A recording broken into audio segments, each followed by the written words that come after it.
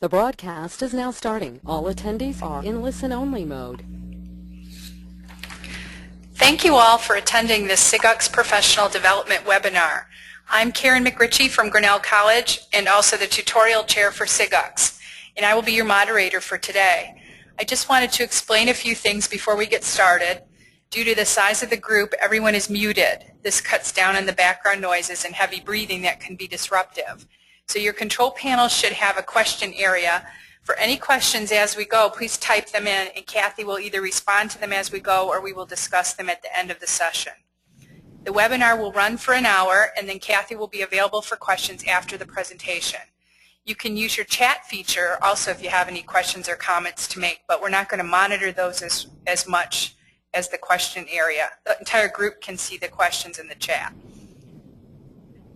I'd like to introduce now Kathy Lyons. Thanks, Karen. I'd like to thank everybody for joining us today. I know people are busy as we're right in the middle of summer, so thanks for taking some time out of your busy day to join us. And a big thank you to Karen for asking me to present on the topic, which was also presented last fall at the SIGUX conference. So I'm happy to bring it again today and focus more specifically on motivating our staff, especially in this terrible economic time. So today I'm going to share with you some of the things that I've learned about motivating staff, the things that I've used or implemented to motivate my staff, and how to keep them motivated. And I hope these things will help you as well as everyone who is challenged with low morale during these current economic times, as I am sure everybody is facing those.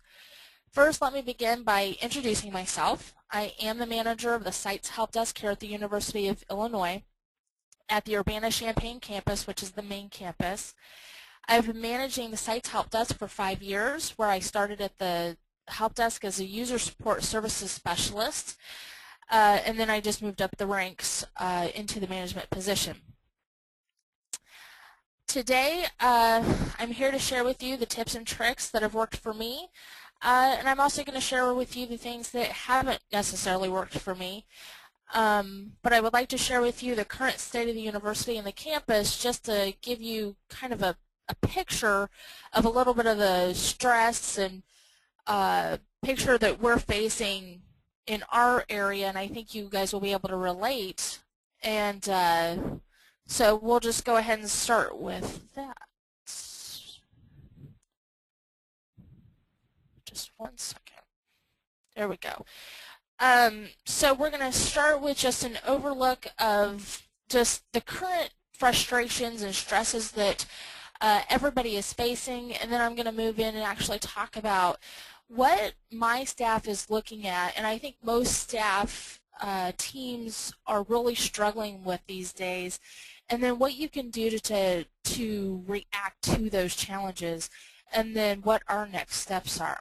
So the University of Illinois, like most institutions, is facing financial difficulty. I don't think that's any shock to anyone. I think we have a little bit of an extra burden being that we're in the state of Illinois, which currently sits at the bottom of all 50 states in financial distress. Our university is looking at ways to cut budgets by 15% or more, and has put together many committees to assess our spending situation. We are definitely in a situation where it is death by committee. We're going to solve every problem by just creating a new committee. So it's an interesting solution, to say the least. One of the most pertinent committees to IT at this time is a committee put together to reduce IT spending across the university, which is 3 campuses, and they have recommended cutting the IT budget by $30 million. So that is on average $10 million per campus. So we have to find $10 million to cut. We have to cut services. We're consolidating services. We're rolling out better services, which are hopefully more efficient services. But we have to do all of that without hiring extra people. The Urbana campus is currently outsourcing email for students to Google and Microsoft, so our students will actually have a choice on their email solution come fall. All of our faculty and staff will be consolidated onto the Exchange service. Currently they have several email choices. And then we're also moving our retiree email. Yes, we still provide support and services to our retired faculty and staff. And we're moving their email to a new service, although that replacement has not been defined as of yet, even though they have to be moved by December. We are also moving forward with a voice over IP and unified communications rollout, which is to be beta in January. And we just recently replaced our live operator services with an automated attendant for directory information. So although you may be asking, yeah, so what? What does this have to do with motivating your staff? Well, I just wanted to take a minute to actually paint the picture so people could see why staff, not just my staff, but possibly your staff, are struggling with staying motivated and keeping their eye on the ball. There are a lot of changes, there's no raises, people are worn out, and in most cases, underappreciated. I'm sure most people are facing the same situations that we are, so let's go ahead and start talking about ways to motivate our staff to overcome these issues. After all, motivated people help organizations to survive, especially during terrible times like those faced currently, and they are simply more productive because they're more invested in what they are working for and the job they do. So I definitely want people who are more invested in their job because they're more interested, they're going to be more likely to actually take on more responsibilities and more work. So anything we can do to motivate our staff, right? So here we are. We're at the CITES Help Desk, and if you're interested, CITES is Campus Information Technologies and Educational Services. Really doesn't matter, we're CITES. That's the easiest way to refer to us. So basically, university has no money. Campus is making several changes. We're making those changes at record speeds, and in most cases, we don't even have approval for funding. And a lot of people are saying, well, what do we need approval for? Because the changes we're making are saving money, right? So what does that matter? Well, it doesn't exactly work that way, but CITES Help Desk is currently the central IT help desk for the Urbana-Champaign campus. Okay, we are in a decentralized IT environment. We have 9 full-time staff, which includes myself, and we also have 40 part-time students. And during the school year, we're open 12 by 5, Monday through Friday. So how do we overcome the burden, the burnout, the stress, and the frustration of all of these changes, which we do support? Well, it's as simple as we like fun, we have fun, and we celebrate the small things. So the first question I would ask is, what does your staff actually need and what do they want? So before you start focusing on motivating your staff, you need to take a step back and ask them what motivates them. It's pretty basic. I think it's probably the first thing every management textbook scenario explains. But if you want to know what motivates your staff, you just simply have to ask them. And I can tell you that they'll be happy to share. At least that's been my experience. And although I can also admit to you that I don't think you always have to ask, I think a little bit of observation goes a long way. So I haven't actually asked my staff in a long time what motivates them, but I have really kind of paid attention to them and listened to them and kept my ear to the ground because they talk, and let me tell you, they talk. And so I use every opportunity to listen and see what the current situation is that is frustrating them. So asking isn't always in the form of what motivates you, but could also be what we currently focus on, which is what could we do better? What are our goals and what challenges do we face in trying to accomplish those goals? And at the beginning of the summer, what was that, 6 weeks ago, wow, it was only 6 weeks ago, I went through that exercise with my team, and I simply just asked the question, what are our goals, and I want to focus on the group's goals, not, the organization's goals, but our goals. And what do we need to do to make our jobs easier? Now keep in mind, we still had to think of the goals of the organization and of the campus because we're still required to, accomplish those and align ourselves with those, but we needed something that we could focus on. So those were our goals. And within a staff meeting, just a few minutes of conversation, we had a list of about 12 things, which was pretty amazing, I thought. We put everything on the list. Nothing is very similar to brainstorming. There are no wrong answers, right? So we added everything to the list, and over the next couple of weeks, things would change, or they would merge into another idea, or they would be redefined. But for the most part, everything pretty much stayed on the list. And then over that course of time, people were assigned to the various tasks, and then deadlines were given out. But I made it very clear that these were not my goals. They created this list. Actually, we created this list. This is more appropriate. I was part of that team, and so we created this list. It is not mine to own. It is ours to own. And so if we are going to be successful, they are just as accountable and responsible for making sure that we accomplish our goals just as much as I am. So we all need to be asking, is that getting done? Is there anything I can do to help meet this deadline? Are we going to be meeting this deadline? And so this isn't something that I specifically had to push down their throats. They're the ones who created the list. They helped put names to the project accountability folks, and they also helped create the deadline. So this was our list together. So from that list, I also heard some typical responses, such as the organization doesn't communicate enough. We find out about changes right before they happen, which doesn't give us much time to be prepared. In a help desk, that's pretty common, unfortunately. We aren't part of a process, and the system being rolled out isn't going to work, or they built it in such a way that no one will understand it. Again, pretty typical, although we are trying to address those things. And honestly, it was all very good feedback, although it was hard to make some of those changes quickly because it had to deal with the overall organization and the culture that we currently live in.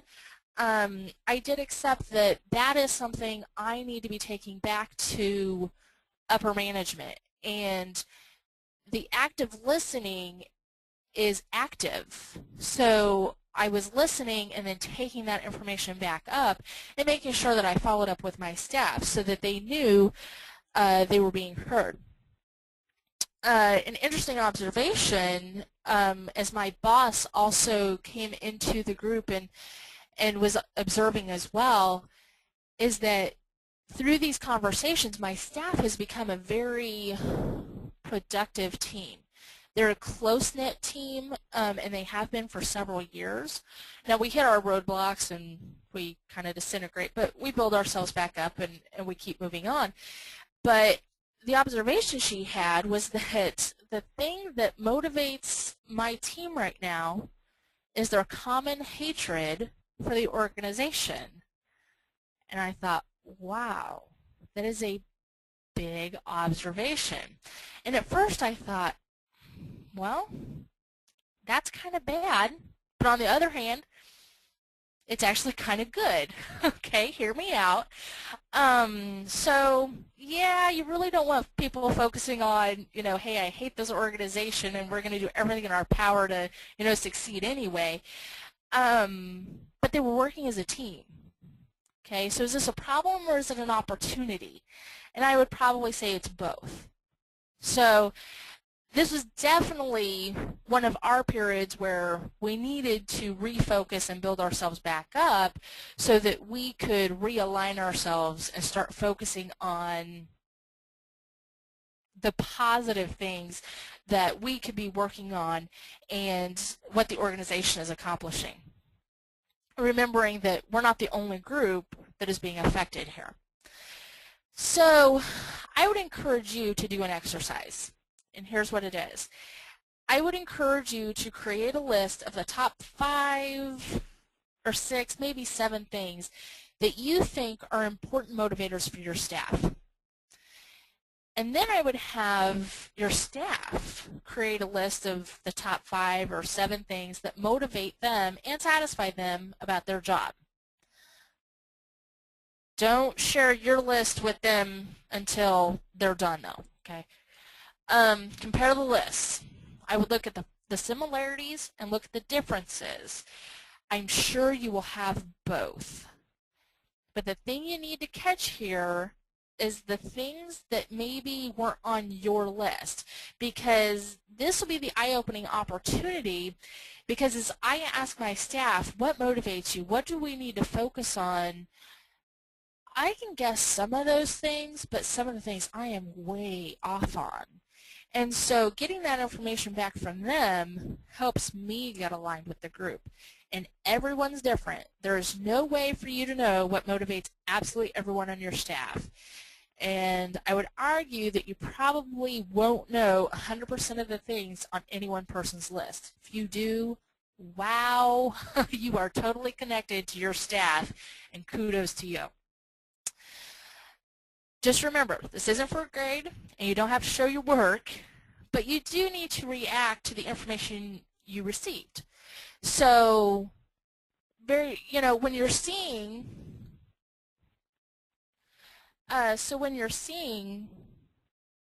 specific things that are showing up on those lists, you have to be willing and able to react. Now, you may not be able to change everything. Not everything's within your control.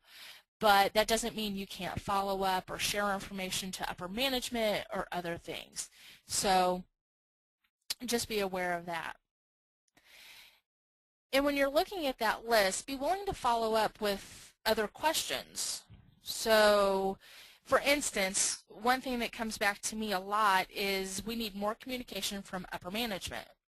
Well, then ask, what information do you feel you aren't getting?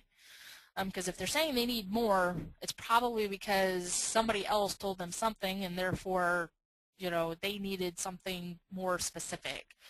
Is there a specific place in the organization you feel we need more information? So be willing to dive into it a little bit more to figure out what the real issue is. And just remember, you can't always solve every problem. You might not be able to solve any of them, but you can provide some information and feedback to address their concerns.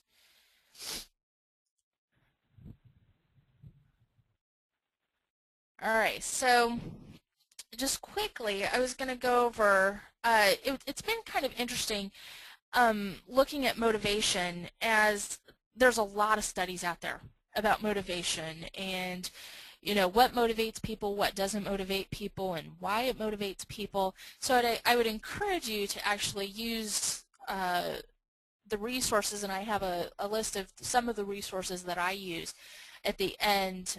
But I also have others. If you're interested, you can just contact me afterwards. But a study by Frederick Herzberg, the study is actually known as the Herzberg study or the hygiene study. It distinguishes between the basic things you need to be satisfied in a job versus the things that actually motivate you in a job. And he says that the basic satisfaction comes from supervision, policies, having a salary, yeah, pretty basic, and job security. And the things that simply motivate you in that job, which include achievement, recognition, advancement, responsibility, and the list I think could just continually go on. Regardless of focusing on the basic needs versus the motivators, I think you need both. So I think it's interesting that people, they need the supervision and they need the policies, but they also need the achievement and the recognition. So whether you think this is a basic need or a motivator, I think that fine line is there. It doesn't really matter. They need it all. But they simply expect all of it to be there. but I thought it was especially interesting that he was taking away the basic needs of satisfaction, which is supervision and policies and things like that. And those are typically the things when you go to motivation seminars and management seminars, those are the things where people saying, oh, hey, yeah, you need to have this structure in place because that's what helps motivate people. I'm more and more as I'm studying this, I'm thinking, yeah, that's not necessarily a motivator. It's an absolute must. You have to have those things in place to actually create a baseline. So that has been very interesting. The most important thing to remember, I think, is that not everyone is motivated by the same things. According to the study, such things as good wages, positive working conditions, and strong interpersonal relationships don't necessarily motivate staff, but they're key to people being satisfied within their jobs. So again, they're that basic need that people want and expect in a job, but it doesn't necessarily keep people moving forward. So just kind of an interesting, different way to kind of look at those things. So I just share that because it isn't necessarily as simple as just motivating staff, but it's also creating a baseline of having people who are satisfied with their jobs so that you can actually have something to grasp onto and take them forward. Because if they're disgruntled anyway and they don't like the environment they're working in and they just don't want to be there, I'm not sure you're going to be able to motivate them to do the things and be more productive in the job that you have hired them to do. But I know different people have different philosophies on that. So the one thing I would like to encourage you to do is be simple and direct. That's my secret. Be simple, be direct, and do what works for you. It's not rocket science, and although I'm going to share with you the specific things that we do, I'm also going to tell you they may or may not work for you. They may not work in your environment. We are a help desk, and I know there are people on this call who may not be help desks. You may be research programmers or, teaching classes or supporting classrooms. And so your environment is totally different. But hopefully you can take pieces of this and make them work for you and adjust them so they work for you. Or use them to spark ideas and conversations with your own team to come up with things that you might think are successful. So let's talk about getting people motivated. Again, these are things that work for me. So hopefully something you can borrow some of these things or steal them altogether. That's perfectly fine too. So first thing, and I think this is pretty basic. You hear this in a lot of, again, management classes, or it's kind of industry standard, right? Open door policy. Well, I think my first question to you would be, do you have an open door policy, and is it defined? I'm not telling you it needs to be anything formal, but I think you do need to understand what it means to have an open door policy, and then you need to follow it. For instance, if you tell your staff you have an open door policy, again, like most management curricula tell you to do, then are you truly listening to your staff when they come by and either chat, ask a question, share a concern, and are you ready and willing to drop everything that you're working on to participate in that conversation? Recently, somebody told me that multitasking is just a myth. I'll be honest with you, I looked at them like they were crazy. After all, multitasking is one of those buzzwords, right? Everybody's graded on multitasking. They're hired on multitasking. I would bet most of us have, great at multitasking or, whatever, some relation to that on our resumes. So I thought he was nuts. Also happened to be that he's a mentor, so I thought that was even crazier. But he explained that at any given time, you can only work on one thing at that specific time. Okay, that kind of makes sense. You might have many things that you're working on concurrently, okay? But when you're physically working on that specific thing, that is the only thing that you can be working on. All right, I'm getting closer to following it. So therefore, when staff members come to your office, you need to drop everything to listen to what they are asking you, because you can only truly focus in on one thing at a time. So think of it as a pair of binoculars. I had another friend who actually shared this example with me, and I thought, wow, this one actually makes sense.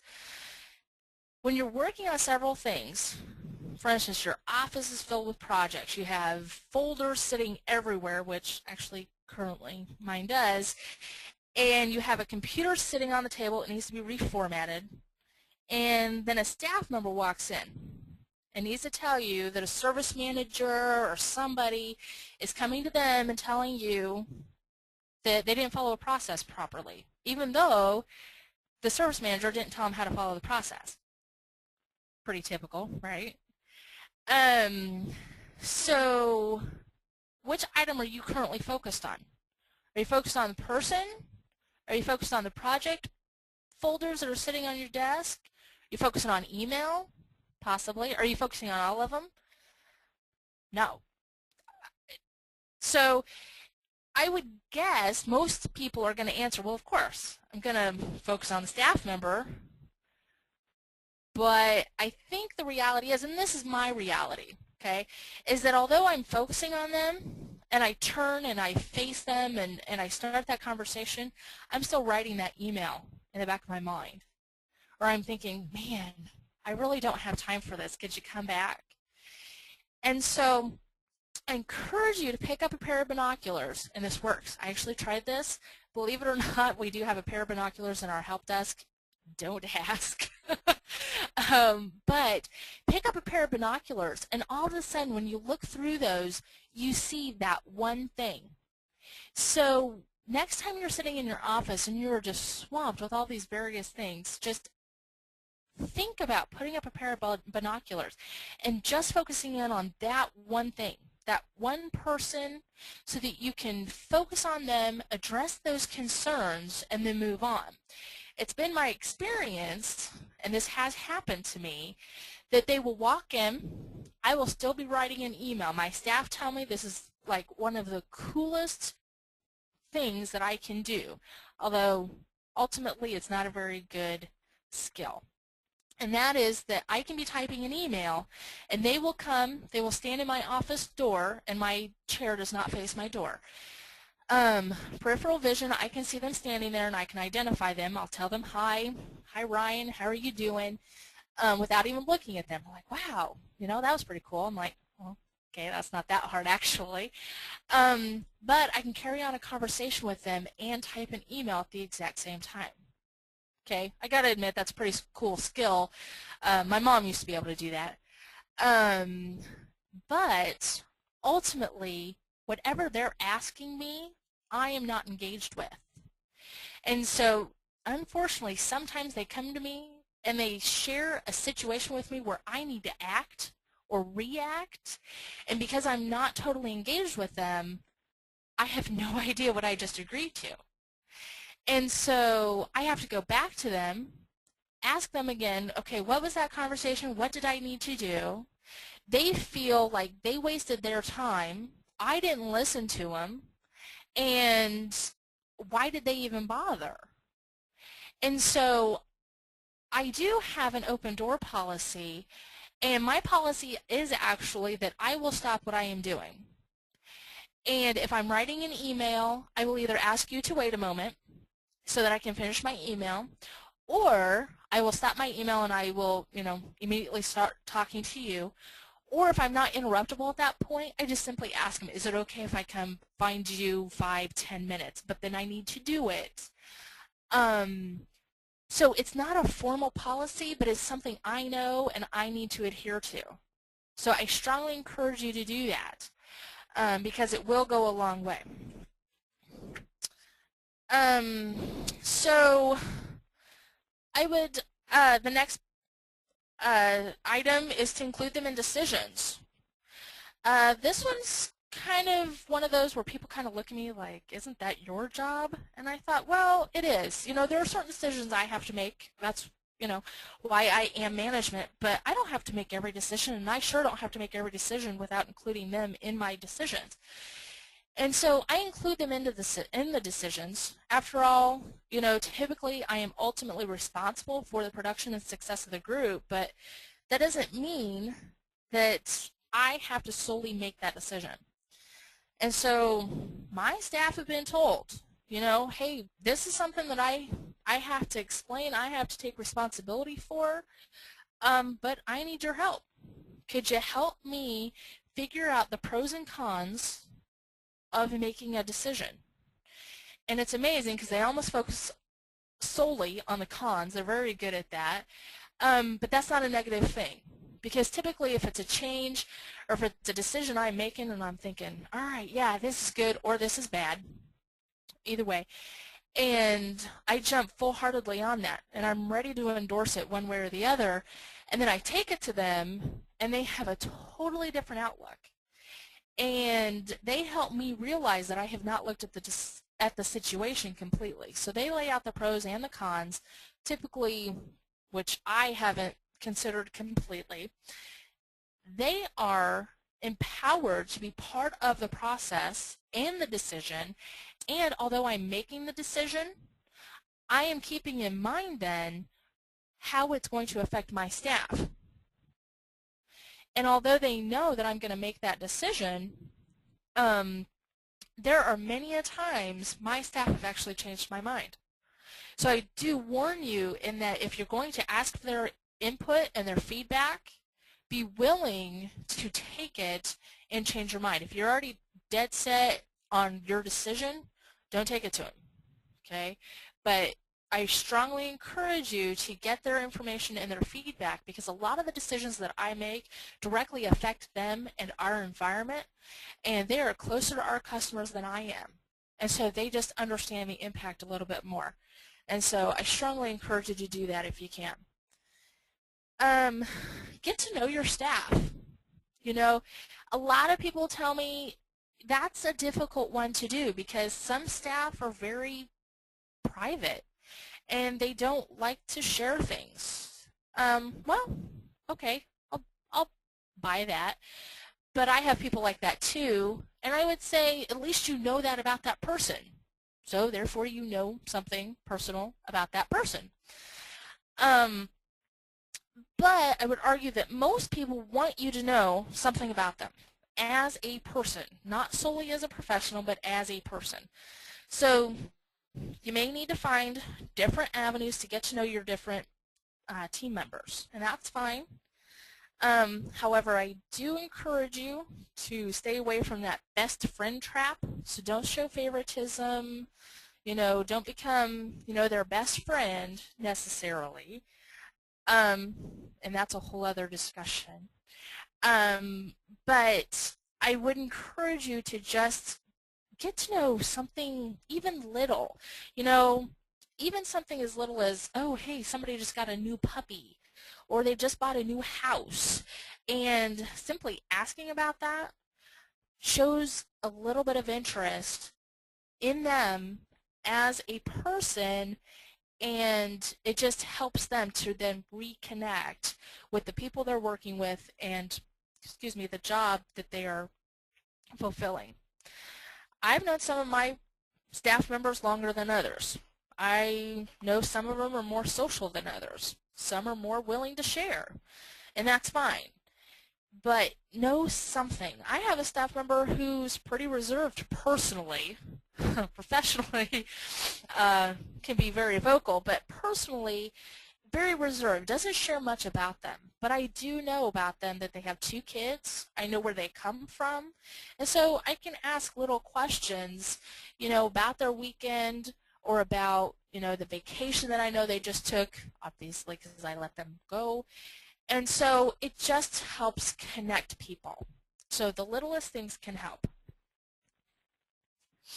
And then the one thing that everybody preaches on is communication.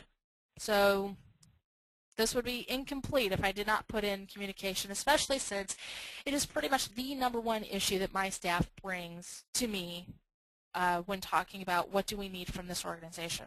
More communication. So people want more information, right? I want more information. I'm actually a very social person. I thrive on communication and information. But they especially want to know information that is directly affecting them and their job. Currently, many organizations are changing quickly, and more information and sharing of statuses is needed. I share what I know, but unfortunately right now I don't know a lot of things regarding all of the changes that we're making. But you know what? I also share that with my staff too. I do not want to be a roadblock to them. And so maybe this is a little too honest, but I think it's only fair in that I share with them what I don't know. So if somebody comes and says, what's the status of this project? I just simply share, you know what? That's not information that has been shared with me yet. I can look into that, but I don't know if we have a status on that. But then I'm accepting that I heard them, and I'm going to get back to them with that information. But I don't want to be a roadblock for them in a current culture of ours that is difficult in getting information out of certain groups. So I just am very honest with them about that. And then I would also check your attitude. This is one I actually struggle with a little bit.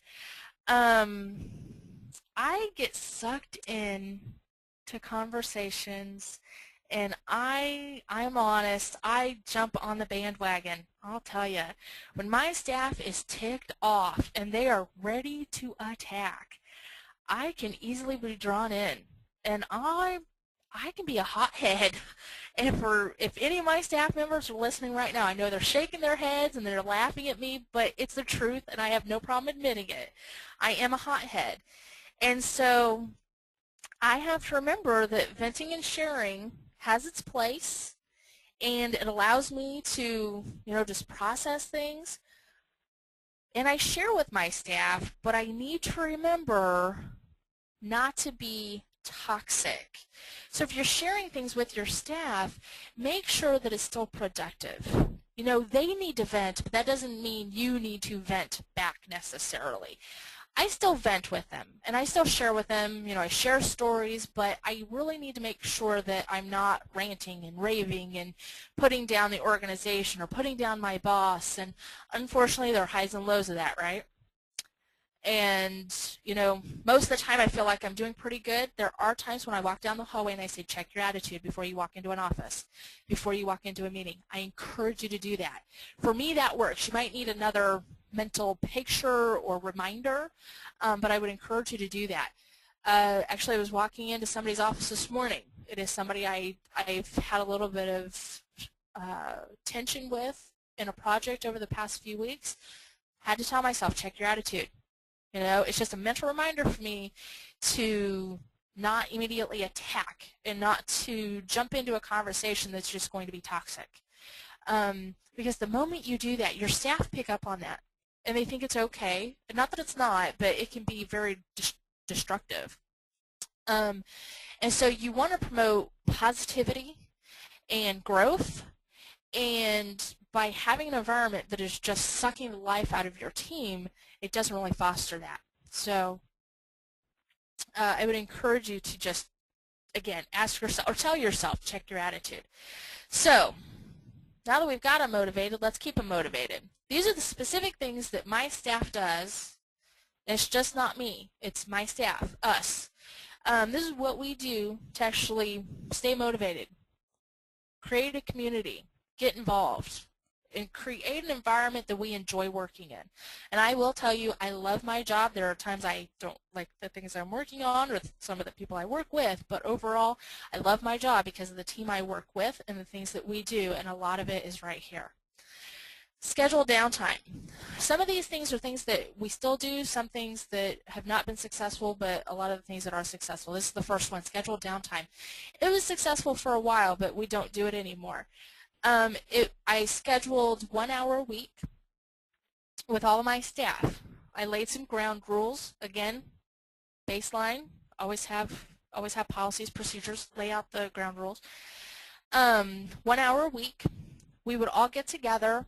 Now, at that time, it was scheduled in the building. If I changed it around, I probably wouldn't do that. But we would get together and we would do actually basically nothing.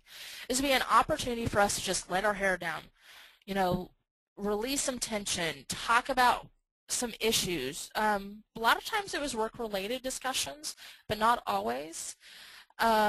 Sometimes, we were solving problems. Sometimes we were talking about vacations. Didn't matter. It gave us the time to just think about something else than the projects that we were currently working on, and just gave us a time to breathe. But then people kind of lost interest, and we stopped doing it. People stopped attending, so we got away from actually doing that. So I canceled those, and we didn't actually do those anymore. But we did them for about a year, and people enjoyed them. But then the group started changing and whatnot.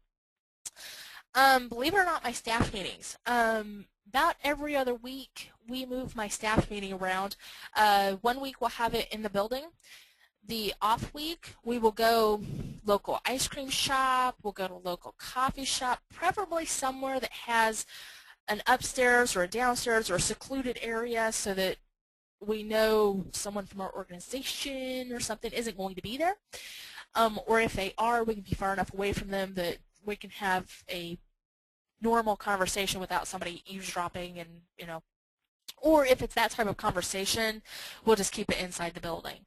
Not all of our staff meetings are such that we can't let the public hear about them. So that's a nice way to kind of invest in your people a little bit. Easy to do. Just go grab some ice cream and sit around a table and chat about your staff meeting. Take your agenda, prepare for it ahead of time. It's very easy. Super Bowl is actually a potluck idea that my staff came up with. I think we're on our 5th year, maybe not that many. And we all create, just like it says, soup. We put it in crock pots and we bring it in. Some people have a yearly favorite, so we ask them to bring it back every year. They're pretty thrilled about that. Others try something different every year and challenge themselves internally to compete, not officially, but for the new favorite of the year. So that's been very positive and people love that. At Halloween, we do something very similar. Actually, just already you can see a theme. We like to celebrate holidays. Very easy to do. If you don't do that, I would strongly encourage you to do that.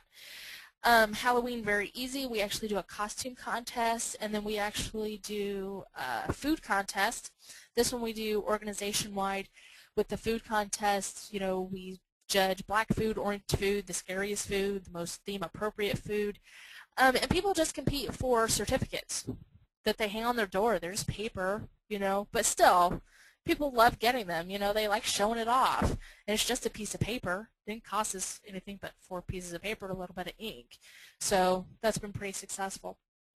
Our biweekly meetings. This isn't typically something you would see on a motivation list, and this is something that we've kind of gotten away from, but it will be coming back in the fall semester, is that I schedule 30 minutes every other week with each of my staff members. That is their time. I do not set an agenda. I do not come with topics that I need to discuss, which is actually a little bit easier for me because there's no preparation on my part. And with 8 staff members, that's kind of nice. My agenda and my topics go out for the weekly staff meeting. So this is their time. They come to me, and it's individual, so they can ask questions, they can share concerns, they can, provide status updates. They can talk about something completely different. So it might be just a coaching or a mentoring time. The sky's the limit, pretty much, as long as it's work appropriate. And so, again, that is their opportunity to own that time.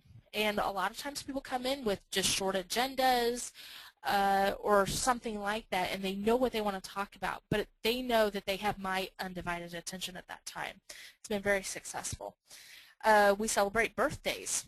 We do cards, and we like to do cakes, although that one's a little more inconsistent, but everybody gets a birthday card for their birthday, and if it's over a holiday, we mail it.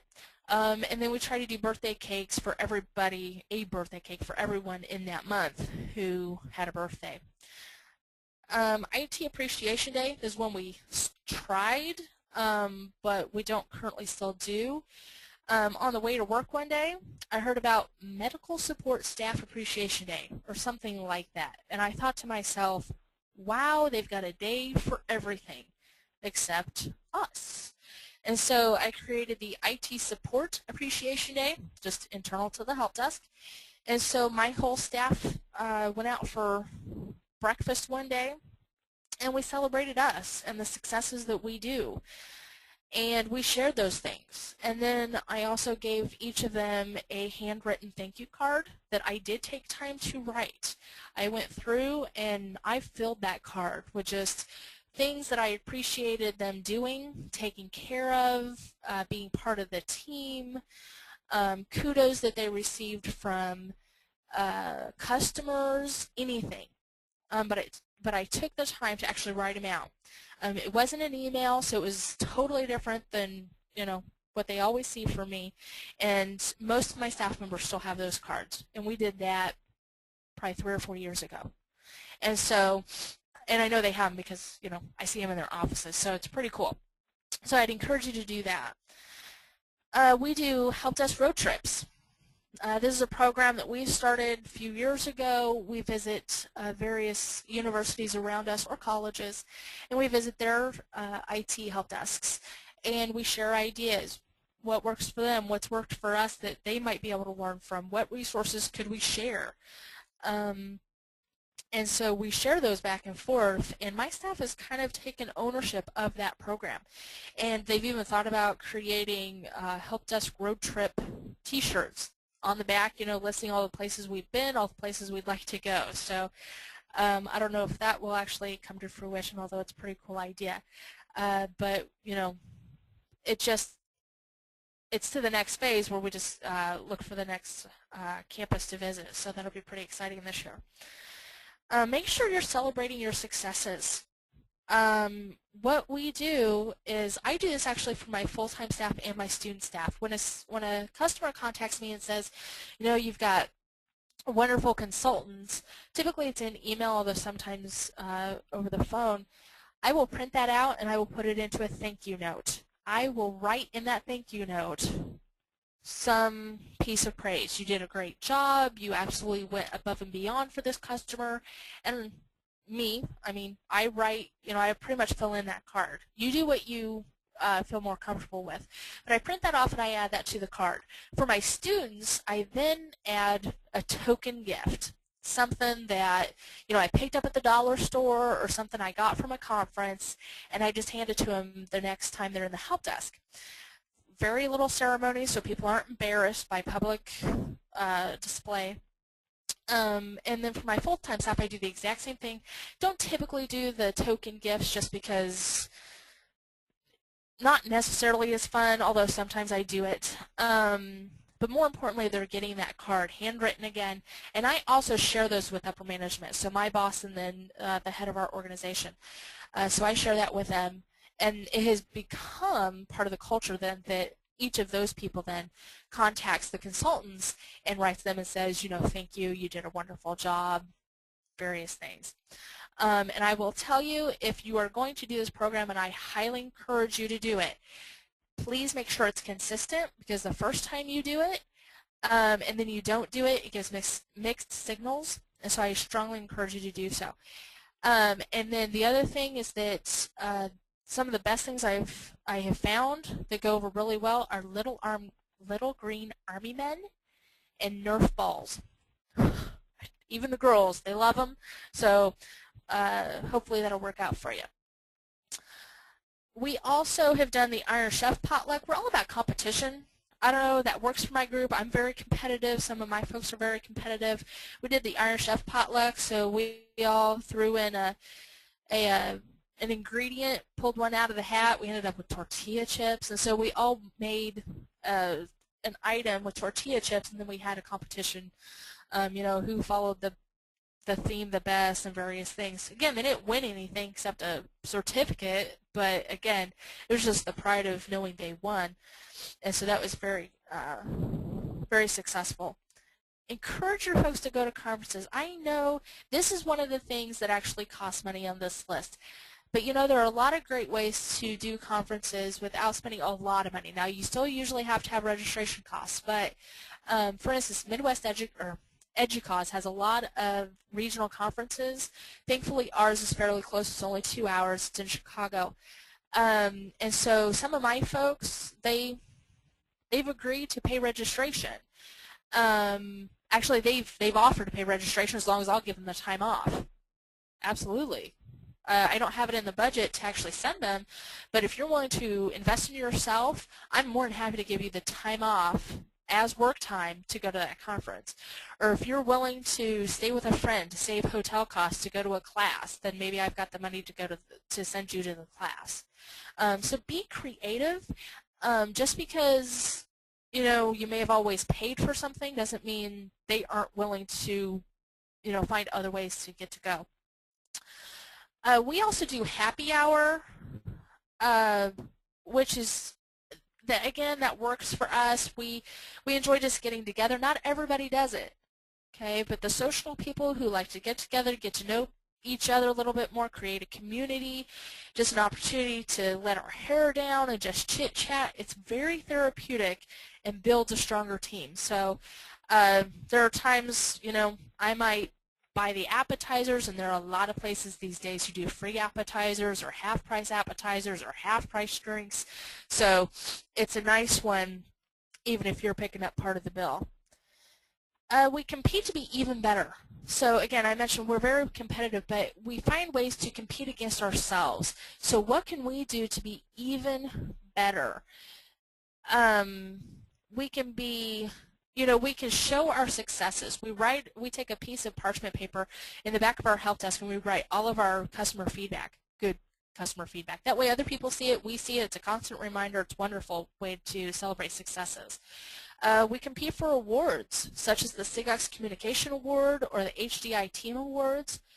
And these are great motivators, and even if we don't win, it's a wonderful way to compete for it the next time, because we think, wow, we didn't win this time, but how do we become even better to compete for it next year? And it really builds that community, and it gives your team something positive to focus on and to improve to bring them together. And then one other thing that we've really focused on is FISH. It's the FISH philosophy. I would encourage you to look that one up because that's a whole other topic in itself. But what it is it's a philosophy that focuses on 4 principles. And they are fun, check your attitude, which I've already mentioned, being available for your people, which again, that goes back to the binocular example that I mentioned, and going the extra mile to make their day.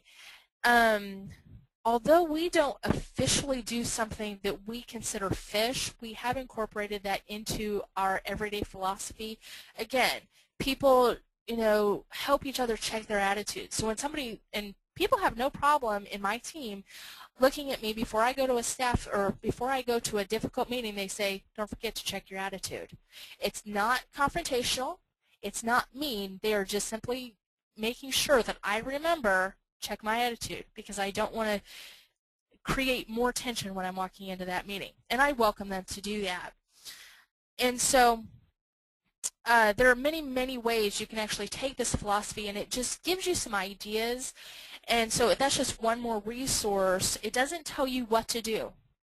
Okay? It just simply gives you ideas on things that you could do and things to kind of think about to help motivate your staff and create an environment that is more welcoming, to allow them to grow and build a stronger community.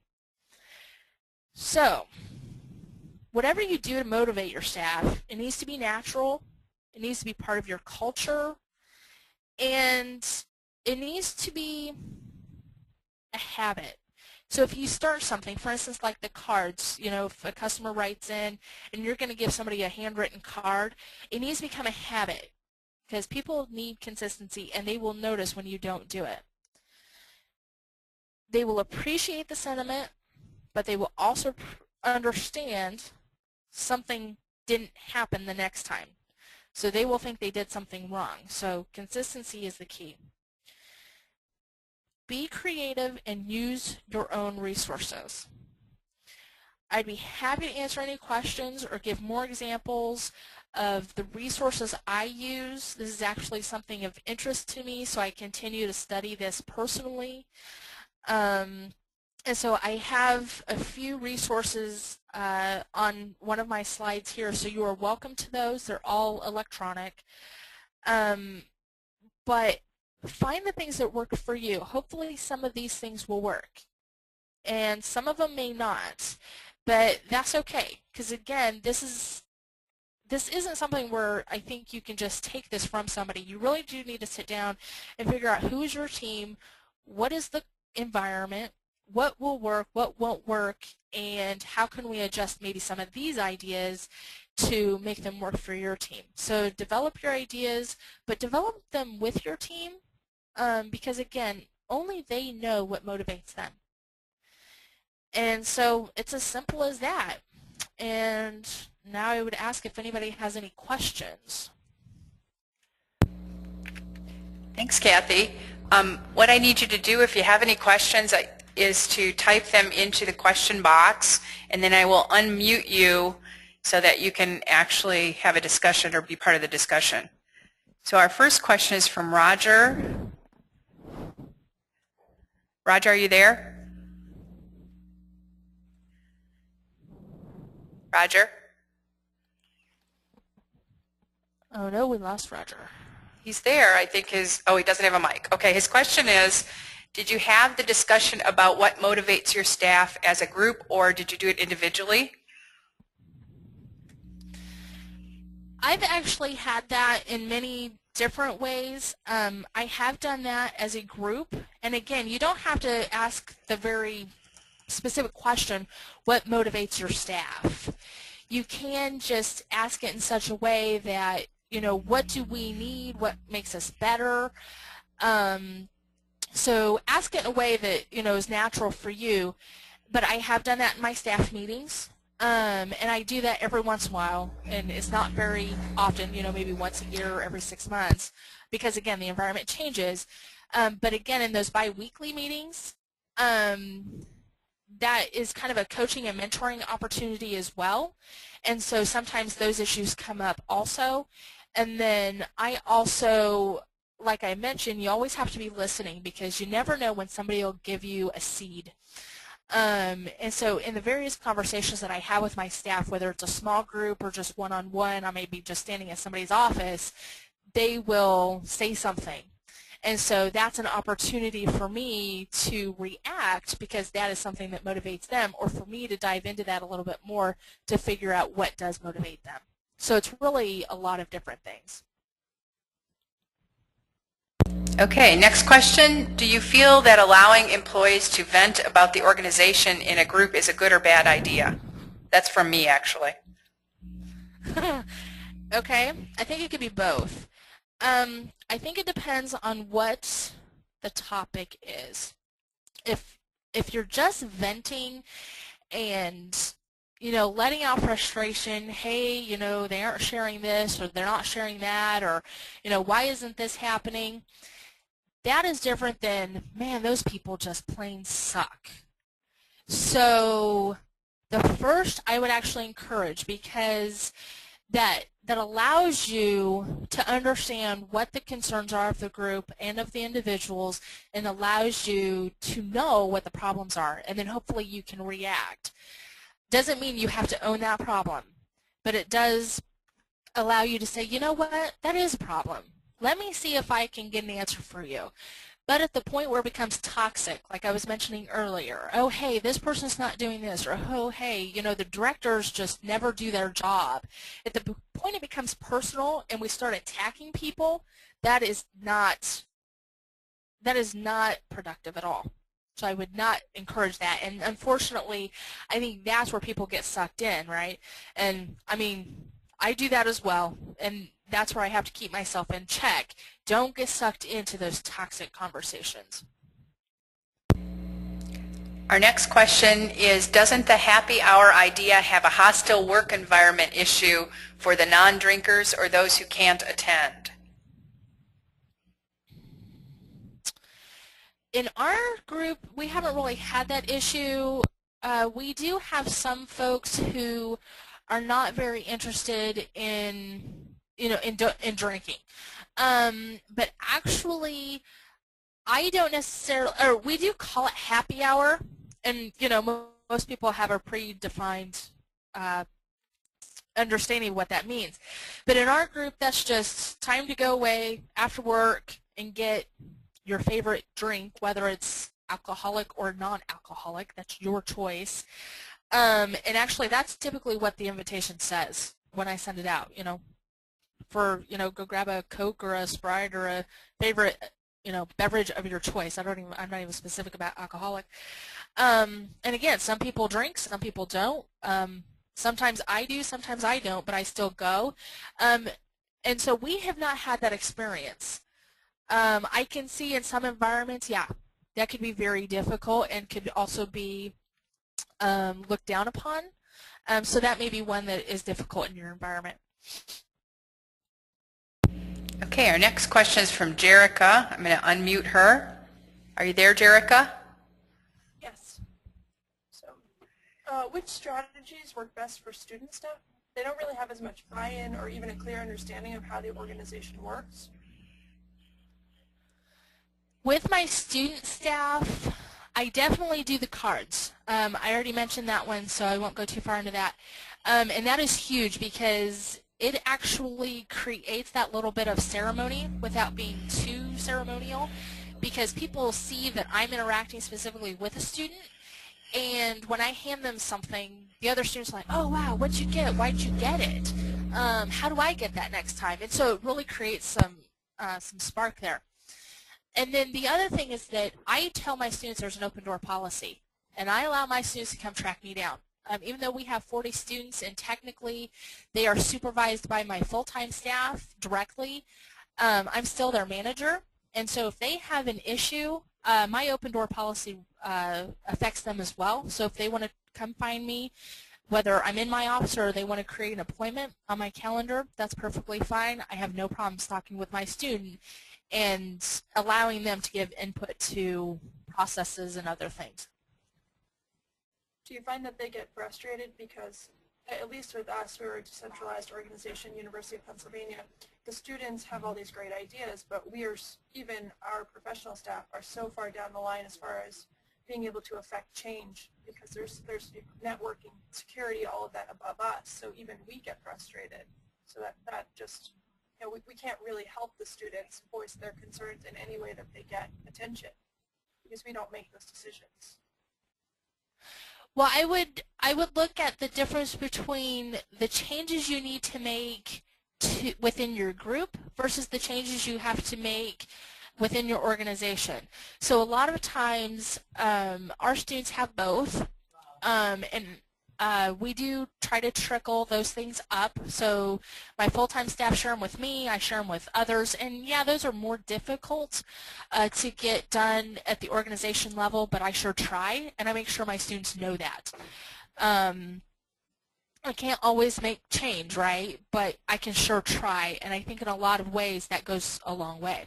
But the things that are internal to our group, because again, we're a fairly good-sized group, we listen to those, and if they are founded, we have no problem implementing something that came from a student. For instance, we got a new ticketing system just last year, and it doesn't have many keyboard shortcuts.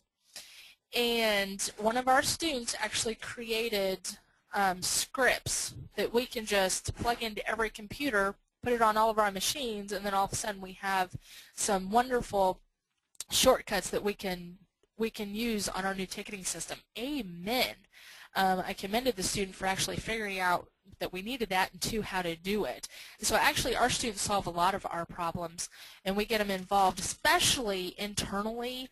So if you have ways to do that, I think that enables them to get more involved. And then the issues that maybe don't get approved at the organization level, although they're still important, they're not as important because they're still being heard at the group level.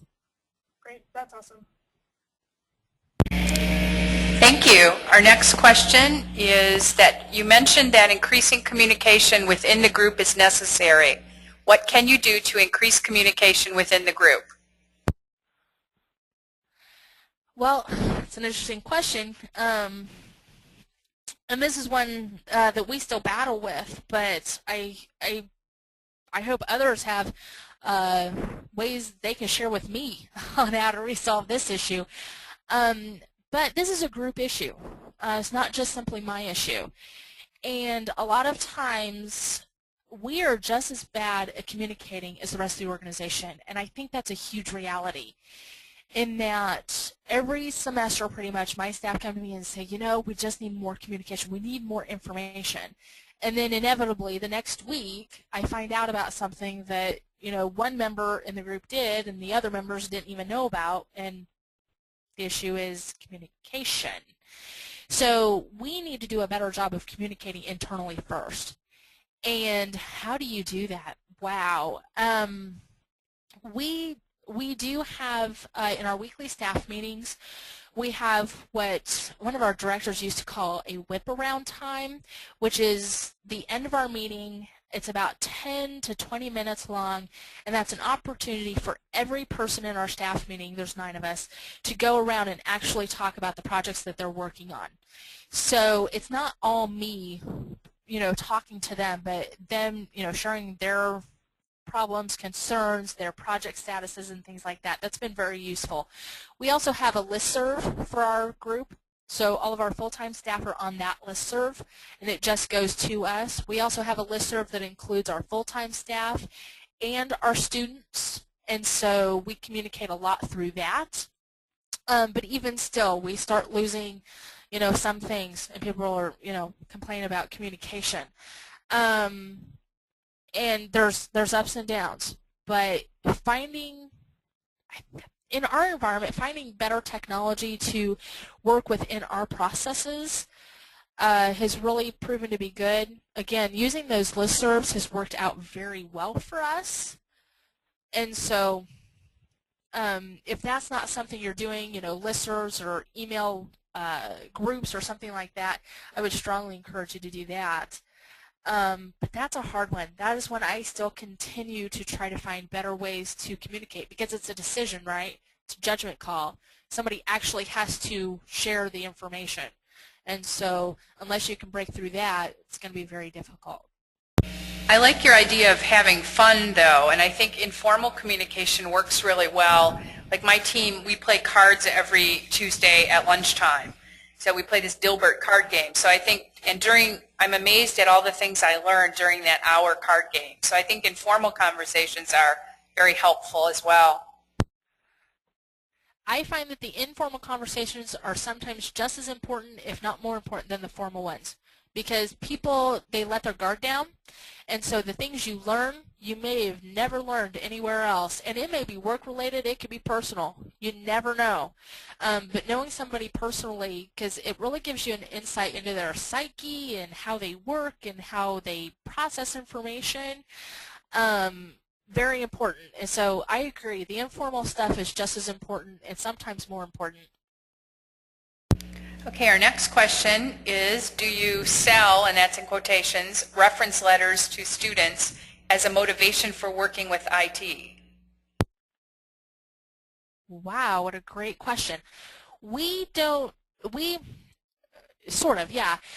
When we advertise our job and we work with our applicants, we do tell them that this has been a job in the past for our students that has turned out to be very good. It looks wonderful on a resume, and people do hire our students because they have worked at Site's Help Desk. And so we do share that with our students, but we also share it not only because it's advertising, but also because we want to set expectations. This is a real job. We expect real things from you, and because people expect more quality people from us, we expect more from you. And so it really sets expectations that you're coming in, you're doing a real job, you're not going to just sit here and do homework, although there is off time and sometimes we allow that. It sets expectations both ways.